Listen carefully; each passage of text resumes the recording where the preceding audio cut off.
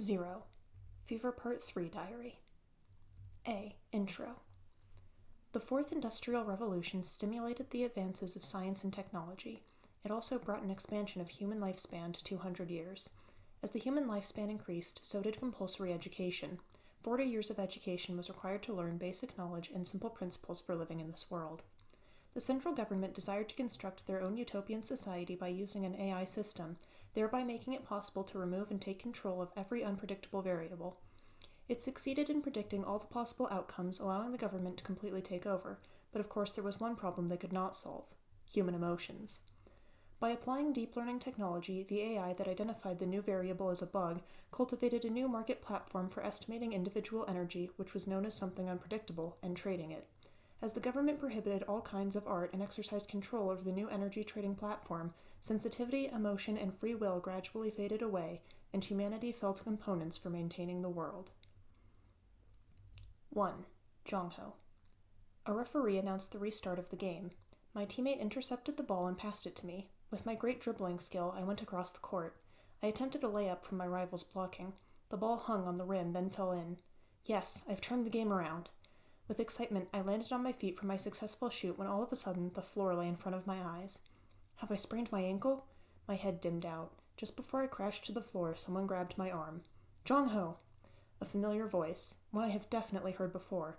Who could it be? As my eyes started to regain focus, the figure of the person holding my arm started to form. A doctor. The doctor seemed to think deeply before telling me about my ankle. It was somewhere along the lines that I had no problem living a normal life, but basketball would not be an option anymore. All my colleagues could do was leave me with pitiful eyes.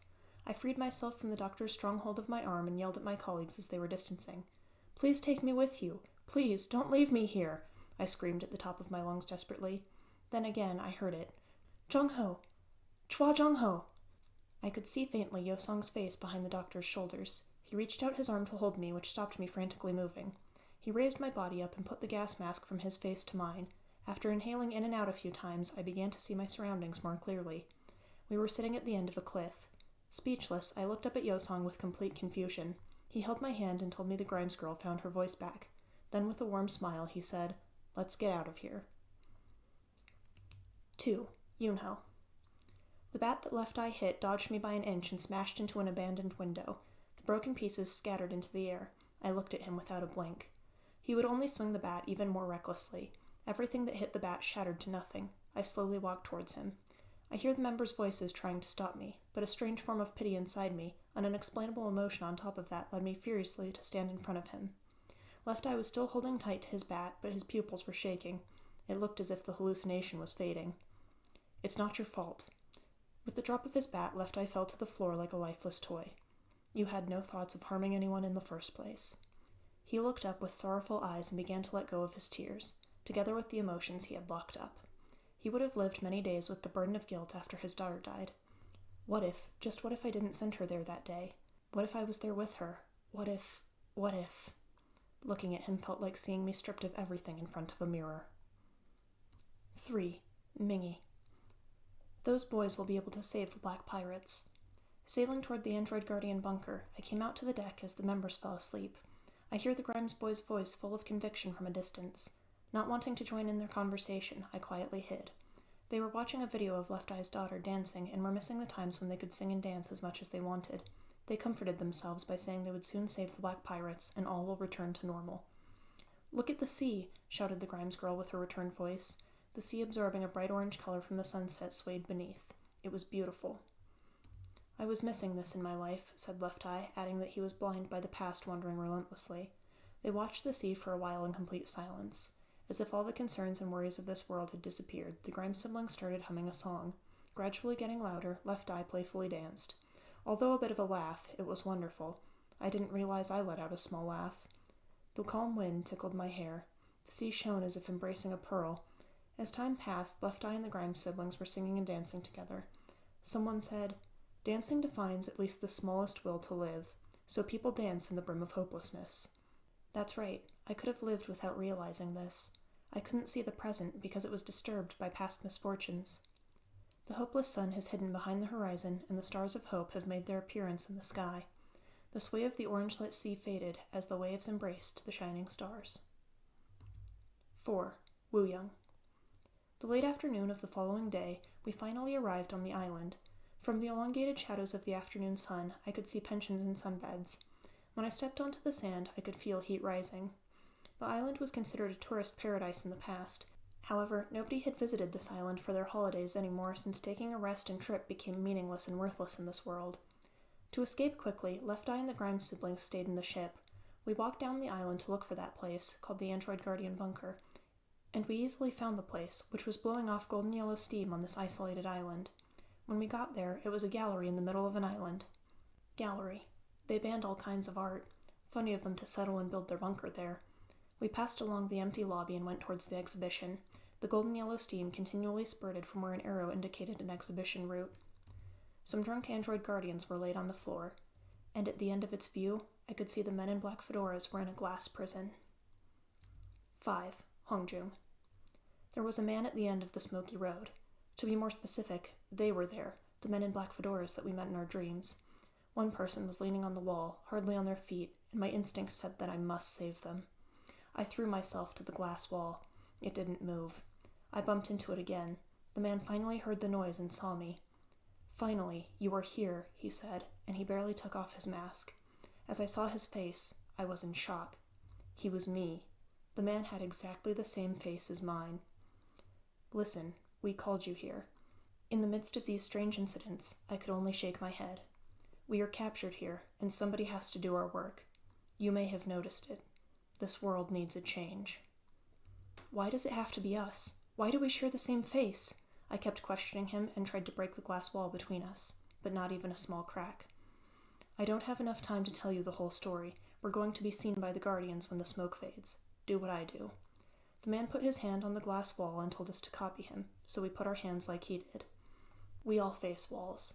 Sometimes we think our lives would be happier without walls, but that isn't true.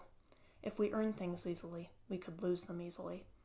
The man and I faced each other, and I felt some indescribable energy swirling near us. Regardless of this unbelievable reality, the men with the same faces as us, endless questions about this world and everything. Soon after, we were wearing their black suits without even noticing. 6. Son. When I was dazed by this black suit thing, I heard the voice of the man who has the same face as Hongjung from the other side of the wall. "You have to run before the smoke fades," he shouted. The android guardian was burning new energy in the center of the hall. It was people's memories. I picked up some of the memories that were not yet burnt from the floor. A memory of confessing love to my lover, a memory of walking my dog on the beach, a memory of a first trip with my friends. They were all valuable and unforgettable memories. These memories were the source to live and hope. Android guardians were burning the hope of people, and they were drunk from the smoke. I felt a surge of anger coming over me. All of a sudden, Sunghwa shouted, "I can't see Yosong!" 7. Sunghwa. After Yosong disappeared, we were all in a panic and ran instantly to the lobby. Fortunately, Yosong also ran to us from the opposite exhibition at the same time. With relief, we moved toward the exhibition. While looking back, Yosong threw a shining object. The object was the chromer. It was just a short moment of celebration that we were soon going back home when the crowd of android guardians came up to us behind Yosong. The biggest guardian grabbed Yosong's neck. He threatened us, saying that if we do not hand over the chromer, he would break Yosong's neck. There was no way. When Hongjung, holding the chromer, attempted to approach Yosong, the android guardians ordered not to come near and to just throw over the chromer from a distance. "Don't hand it over. Once we give it to them, they'll take us too," Yosong shouted. It was the worst situation for us. If we didn't hand it over, Yosong would be in danger. If we just handed over, everyone would be caught. We can't let Yosong sacrifice for 7 members. What can I do? Hongjung seemed to have the same thought, looking at Yosong and us by turns. Hongjung began to speak about his decision. He said that he would throw the chromer over to them if they would let Yosong go between us and them. 8. Yosong. This android guardian could get us whenever he wanted us in this gallery. I don't doubt that. Is there any way to save myself and get the chromer? No. These guys are everywhere. It was my fault. I should have been more careful. My friends wouldn't have been all scattered if I had not met them at first. Then we couldn't have been left in this weird and dangerous place.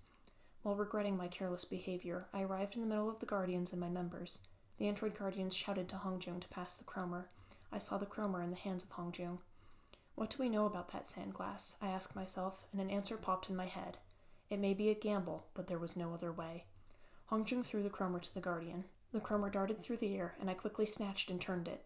The android guardians seemed confused, and they immediately started to chase after me, so I smashed the chromer. The glass broke down and the sand splashed everywhere. I was being dragged away, and Hongjung tried to grab my hand. The light flashed. Z. Outro. 1, 2, 3, 4, 5, 6, 7. San's quivering voice echoed in the heavy air of dawn. When we woke up, we were in the warehouse where our journey began, and everything was remaining the same. San could not believe that there were only 7 of them. He wiped his tears and tried to get himself together. Everyone was silent. They were only staring into each other's eyes. Jongho, Wooyoung, Mingyi, Yunho, Sunghwa, Hongjung, and I. San repeatedly shook his head. He mumbled to count again and again with a crying voice, then he moaned. A shadow of despair fell on their faces. What would happen to Yosong? Like the Black Pirates, what if he's been... Wooyoung couldn't finish his sentence. A heavy silence filled the space, and no one could answer his question. Hongjung stood up from the couch. He opened and showed his hands full of blood with fragments of glass and dirty sand to the members. He dusted his hands off. Broken pieces fell down and down. We shouldn't have been there. Then nothing would have happened. Knock, knock. There was a knocking sound from an old door. Hard-faced Hongjung opened the door. Nobody was there. Something bumped into the door and fell onto the floor. This is Yosong's drone. Who drove this here? Hongjung swept dirt from the drone and placed it on top of a drawer. He stared at the lights coming from the slightly open door. We all surely felt it. Yosong is alive.